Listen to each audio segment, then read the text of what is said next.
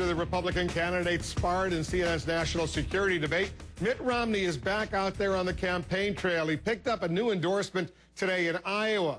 But key conservatives have already held secret talks there aimed at finding an alternative candidate to support. CNN's Joe Johns is tracking all the latest political developments for us. Joe? Wolf, just 6 weeks out from the Iowa caucuses, and if you were to take a picture of the race for the nomination, it would be about as clear as mud. And perhaps the strangest thing of all in this volatile race is that Mitt Romney, the guy getting the big endorsements and the one most Republicans can believe can beat the president, is not the person they say they're most likely to support. For the anybody-but-Romney crowd, this had to be a rich moment. Senator John Thune, the tall, young, telegenic, true conservative from South Dakota, could have been a Republican contender for president, but decided not to run. And now Thune, of a state which sits right next door to Iowa, is supporting Mitt Romney's campaign, joking about whether his endorsement is worth anything, given the public's low opinion of Congress. Well, guess what I should have said is I'll come out either for you or against you, whichever helps you the most. Ben. And yes, no joke, Romney apparently needs some help. The latest CNN ORC poll shows Romney is seen by Republicans as the most likable candidate, the one most likely to get the economy moving again. And by a 2-to-1 margin, he's seen as the person with the best chance to beat President Obama in the general election. But almost incredibly, Romney is running in second place behind Newt Gingrich. Those who really care about winning the White House are supporting Mitt Romney, while those who really want to stand behind conservative principles are supporting Gingrich.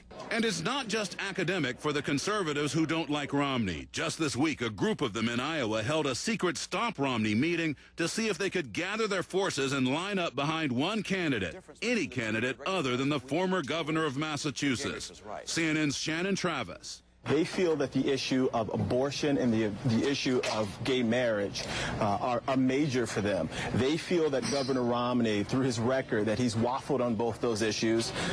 Democrats and critics have obviously been playing clips of Mitt Romney in past races in Massachusetts, stressing that he was for abortion rights and also gay marriage, obviously passed in Massachusetts. The Romney campaign told CNN he's running a 50-state campaign, that he's going to be competitive in Iowa, that he's reaching out to each and every voter.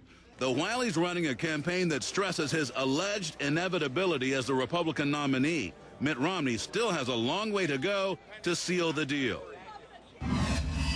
A number of social conservatives we've spoken with say part of Romney's problem is he's perceived as having snubbed social conservatives as opposed to actively reaching out to them. The fact that he's a Mormon may also complicate matters. Romney spent a lot of time campaigning in Iowa 4 years ago, but got beat by Mike Huckabee, who is a Baptist minister. Wolf? Joe Johns, thanks very much. In the CNN debate last night, the Republican candidates shot from the hip. At least some of them seem to be doing that. But were they on target with their claims and comments about national security? Let's get a reality check from our Pentagon correspondent, Chris Lawrence. Chris? Yeah, well, for the most part, the candidates were on the mark, but we did a little bit of digging and found some areas where the facts just didn't add up.